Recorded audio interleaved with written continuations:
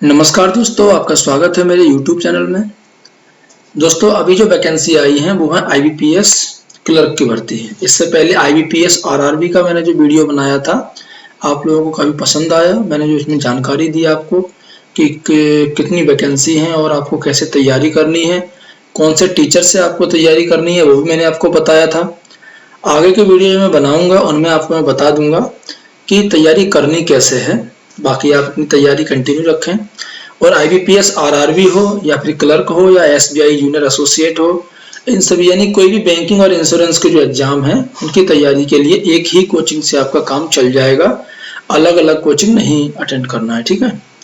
तो शुरू करते हैं दोस्तों। IBPS RRB क्लर्क, यहाँ पर आप देख रहे हैं ना, ये 14 लिखा हुआ है, तो ये याद रखिए, ये 14वां है। वैकेंसी 2025 और 26 के लिए आई हैं। पहले हम बात कर लेते हैं इम्पोर्टेंट डेट्स की। तो ऑनलाइन जो रजिस्ट्रेशन है वो 1 जुलाई से शुरू हो चुका है और 21 जुलाई इसकी लास्ट डेट है। और आपका जो पेमेंट करने का टाइम है वो भी 1 जुलाई से 21 जुलाई है। सेम यहाँ पर वही है कि PET प्री एग्जामिनेशन ट्रेनिंग, अगर आप लोग इसके इच्छुक हैं तो आप जब फॉर्म भरेंगे तो उसमें डाल दीजिए कि PET करना चाहते हैं, तो 12 अगस्त से लेकर के 17 अगस्त के बीच में कराई जाएगी। ये उन लोगों के लिए है जिन्होंने पहले एग्जाम नहीं दिया है, तो एग्जाम कैसे देना होता है उन सब के बारे में बताते हैं वो। आपके जो कॉल लेटर्स हैं वो अगस्त 2024 में आ जाएंगे और आपका प्रीलिम्स है वो भी अगस्त में ही होगा। यानी कि जो इसके जो कॉल लेटर आते हैं खास करके बैंकिंग एग्जाम्स के IBPS जिनको कंडक्ट कराता है, वो लगभग 10 से 15 दिन, मैक्सिमम इतने दिन पहले ही आते हैं बस। रिजल्ट आ जाएगा प्रीलिम्स का सितंबर 2024 में, 1 महीने के बाद, और सितंबर में ही आपके कॉल लेटर आ जाएंगे मेंस के। उसके बाद अक्टूबर में आपका मेंस हो जाएगा और जो रिजल्ट है वो अप्रैल 2025 में आएगा। और जहां तक पॉसिबिलिटी होती है 1 अप्रैल को रिजल्ट आ जाता है, पिछले कुछ साल के हिसाब से मैं बता रहा हूँ आपको। अभी इसमें से कुछ जरूरी बातें मैं आपको बता ही देता हूँ कि आपको क्या क्या चाहिए होता है। सबसे पहले बात करेंगे हम एजुकेशन क्वालिफिकेशन की। अगर तो एजुकेशन क्वालिफिकेशन में आपको ग्रेजुएशन होना जरूरी है। और जो एक्स सर्विसमैन हैं वो लोग अगर रिटायर्ड हो चुके हैं तो फौज की तरफ से जो एक सर्टिफिकेट मिलता है ना, वो भी एक ग्रेजुएशन के सर्टिफिकेट के बराबर काम करता है बैंकिंग और इंश्योरेंस में, तो आप उससे भी काम चला सकते हैं। अभी इसमें IBPS में कौन सी बैंक आती हैं, लोगों को कन्फ्यूजन होता है। तो आप देखिए, ये जो बैंकें हैं 11 बैंकें हैं। Bank of Baroda, Canara bank, Indian overseas bank, UCO bank, bank of India, central bank of India, Punjab national bank, union bank of India, bank of Maharashtra, Indian bank और पंजाब एंड सिंध बैंक। ये सभी बैंक हैं जो कि IBPS के अंडर आती हैं। तो आप जो डिफेंस पर्सन है यानी कि एक्स सर्विसमैन है, उनको इन सभी बैंकों में पे प्रोटेक्शन का लाभ मिलेगा। और जो नॉर्मल लोग अप्लाई कर रहे हैं तो वो लोग ये ध्यान रखें, ये सभी बैंक हैं जो कि PSU यानी सरकारी बैंक है, ठीक है। एलिजिबिलिटी का मैंने आपको बताया था कि आपको ग्रेजुएट होना चाहिए। डिफेंस वाले जो लोग हैं उनको ग्रेजुएशन वाला सर्टिफिकेट या तो सिविल वाला होना चाहिए या फिर फौज की तरफ से मिलने वाला। और जो नेशनलिटी है वो आपकी इंडियन या फिर नेपाल या फिर भूटान, या ये जो नीचे मार्क्स लिखे हुए हैं उन्हें आप पढ़ सकते हैं। आपकी एज जो है 20 साल और मैक्सिमम 28 साल की उम्र होनी चाहिए, और वो भी 20 साल आपको लगाने हैं 2 जुलाई 1996 से लेकर के 1 जुलाई 2004 तक। और जो डिफेंस पर्सन हैं उनकी एज के लिए ऐसा कोई बाउंडेशन नहीं है, जैसे कि इसमें लिखा हुआ है। उनका जो एक्चुअल पीरियड ऑफ सर्विस है प्लस 3 ईयर्स, यानी कि जो आपने सर्विस की है उसको माइनस कर देंगे, वो आपकी मानी जाती है एज। तो एज का उन्हें प्रॉब्लम नहीं होती है। अभी अगर हम बात करें जैसे कि एक्स सर्विसमैन या फिर कोई कैटेगरी कौन होते हैं, जैसे SC ST OBC, वो आपको मालूम है क्या होते हैं। अगर हम बात करें एक्स सर्विसमैन की डेफिनेशन की, तो एक्स सर्विसमैन में वो लोग काउंट होते हैं जो लोग रिटायर होने वाले हैं और 1 साल पहले उनको NOC मिल चुका है। 1 साल मीन्स होता है जैसे इसकी 21 जुलाई लास्ट डेट है अप्लाई करने की, और अगर आप 20 जुलाई 2025 को भी रिटायर हो रहे हैं तो आप इसके लिए एलिजिबल हो जाएंगे। 1 साल पहले NOC होता है, वो लोग एलिजिबल हैं। और जो लोग रिटायरमेंट ले चुके हैं और अभी तक डिफेंस कोटा में, यानी कि जो डिफेंस से जो रिटायर हुए उसमें उन्होंने कोई भी जॉब नहीं ली है, तो वो लोग माने जाते हैं एक्स सर्विसमैन, उनको एक्स सर्विसमैन की छूट मिलती है। बाकी और भी जो कोटा है जैसे कि डिसेबिलिटी कोटा है, तो अगर आपके पास डिसेबिलिटी सर्टिफिकेट होना चाहिए। विजुअल इम्पेयरमेंट है, तो ये बहुत तरीके की कैटेगरी है। हेयरिंग इम्पेयरमेंट है, और जो ऑर्थोपेडिकली चैलेंज हो गए, लोकोमोटर डिसेबिलिटी हो गए, इन सभी को आप ध्यान से पढ़ें और उसी के बाद आप फॉर्म को फिल करें कि आप किस कैटेगरी में आते हैं। और कैटेगरी में आपको डालना इसलिए जरूरी है, अगर आप उस कैटेगरी के अंडर हैं तो आपको उसका बेनिफिट मिलता है, आपको कट ऑफ में छूट मिलती है, आपकी जो वैकेंसी है उसमें आपको रिलैक्सेशन मिलता है। इसलिए अगर हम स्ट्रक्चर ऑफ एग्जामिनेशन की बात करें कि एग्जाम में कौन से सब्जेक्ट आते हैं, कितनी देर के लिए क्वेश्चंस होते हैं, तो आरआरबी से इसमें डिफरेंट है। आरआरबी में जैसे आपने देखा था ओनली रीजनिंग और न्यूमेरिकल एबिलिटी थी, लेकिन इसमें आपको इंग्लिश लैंग्वेज भी मिलेगी। तो इसमें जो है आपको ये चारों सब्जेक्ट हैं, तीन सब्जेक्ट हैं, जो इंग्लिश, मैथ और रीजनिंग, ये तीनों ही आएंगे। इसमें 30 क्वेश्चन रहेंगे इंग्लिश से, 35 क्वेश्चन रहेंगे मैथमेटिक्स से और 35 क्वेश्चन रहेंगे रीजनिंग से। और आपको जो हर एक क्वेश्चन का 1 मार्क्स रहेगा और 20-20 मिनट मिलेंगे, और हर किसी का टाइम अलग अलग होता है, यानी कि 20 मिनट के लिए इंग्लिश ओपन होगी, फिर 20 मिनट के लिए रीजनिंग और मैथ। तो 60 मिनट में आपको 100 क्वेश्चन करने हैं। कट ऑफ आप देख सकते हैं जो कि पहले भी गई है लास्ट ईयर, उस हिसाब से आती हैं।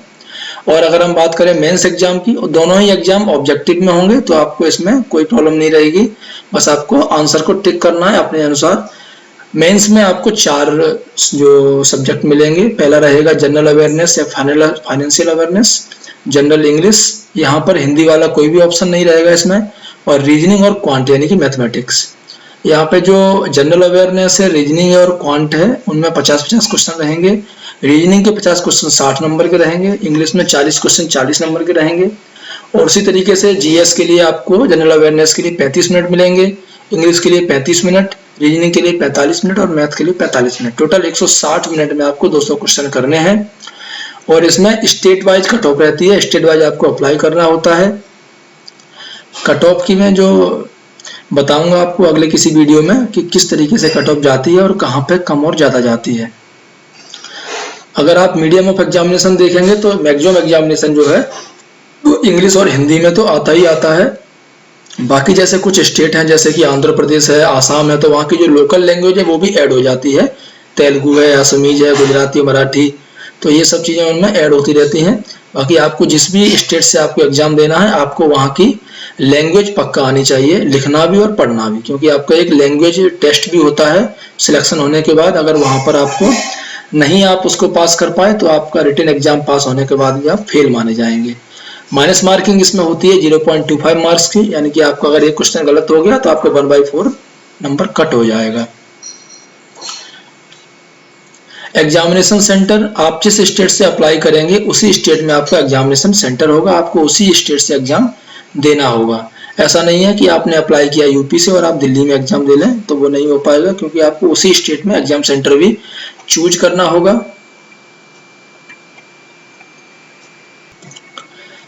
अगर हम वैकेंसी की बात करें तो वैकेंसी स्टेट वाइज दी हुई है, किस बैंक में किस कैटेगरी में कितनी वैकेंसी है वो आप देख सकते हैं। फाइनल आप देख, जैसे अंडमान और निकोबार की है, टोटल वैकेंसी नीचे दी हुई है, ठीक है।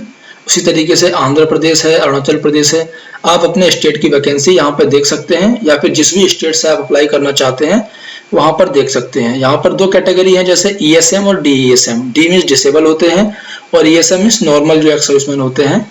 तो उस हिसाब से आपको वैकेंसी टोटल देख करके भरना है।